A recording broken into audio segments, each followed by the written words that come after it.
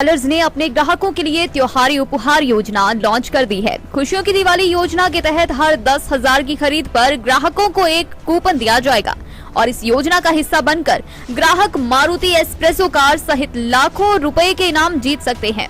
सितंबर से नवंबर तक चलने वाली इस योजना के तहत ग्राहकों के पास कुल 100 इनाम जीतने का अवसर होगा। इसके अलावा ग्राहकों को हर खरीद पर निश्चित उपहार भी दिया जा रहा है।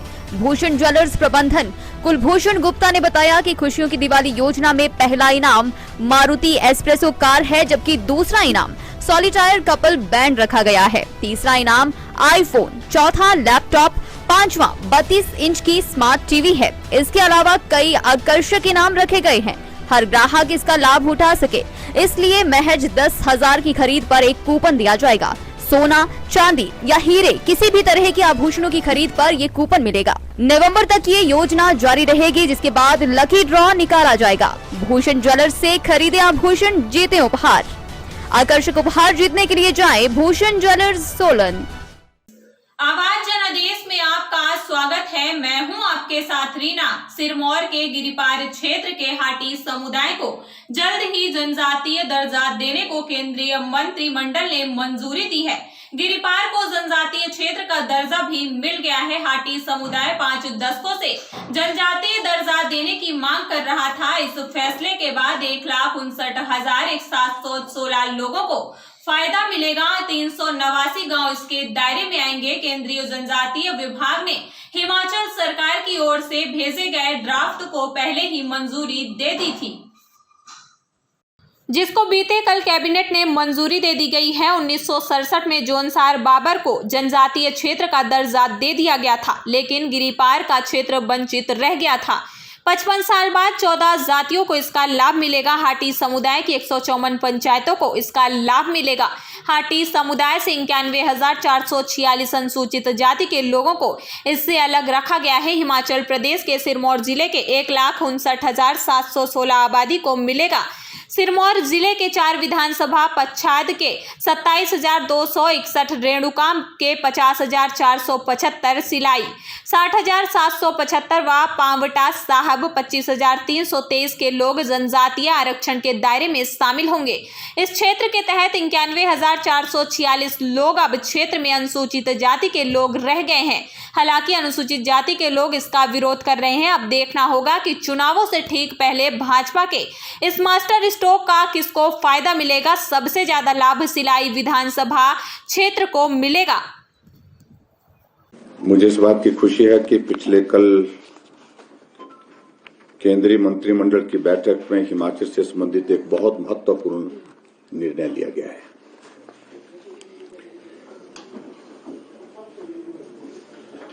और वो निर्णय हमारे ट्रांसगिरी क्षेत्र में रहने वाले गुवाहाटी कम्युनिटी के जो हमारे भाई बहन हैं, उन सबको अनुसूचित जनजाति का दर्जा देने के लिए मंजूरी मिली है।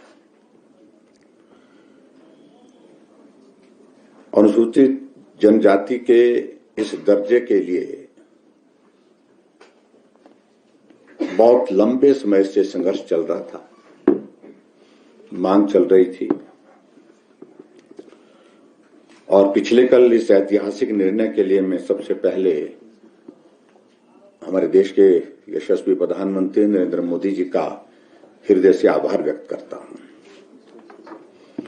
उन्होंने उस क्षेत्र की जनता की भावनाओं को समझा और भावनाओं के अनुरूप उन्होंने निर्णय लिया। और इस सारे विषय को लेकर के मैं विशेष तौर से आभार व्यक्त करना चाहूंगा हमारे केंद्रीय गृह मंत्री आदरणीय श्री अमित शाह जी का, जिनके सामने इस सारे पक्ष को जब हमने प्रस्तुत किया और उन्होंने बहुत सहजता के साथ इस सारे विषय को समझा और उसी दिन उन्होंने कहा कि हम इसको करने के लिए पूरा प्रयास करेंगे। समय समय पर हम इस सारे विषय को लेकर के जो कम्युनिटी की जो एक कमेटी बनी थी, इस विषय को सरकार के समक्ष रखने के लिए इस विषय को मीडिया के माध्यम से लोगों तक पहुंचाने के लिए उन सब साथियों से भी मिलते रहे। 1967 में उत्तराखंड का जो जौनसार का जो इलाका है उसको ट्राइबल घोषित कर दिया गया था और जौनसार का इलाका जो पड़ता है वो बिल्कुल हिमाचल प्रदेश की सीमा के साथ पड़ता है, सिरमौर जिले की सीमा के साथ लगता है।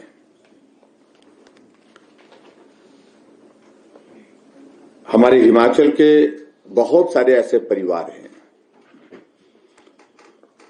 आधा परिवार हिमाचल प्रदेश में इस तरफ रहता है, आधा परिवार उत्तराखंड में उस तरफ रहता है।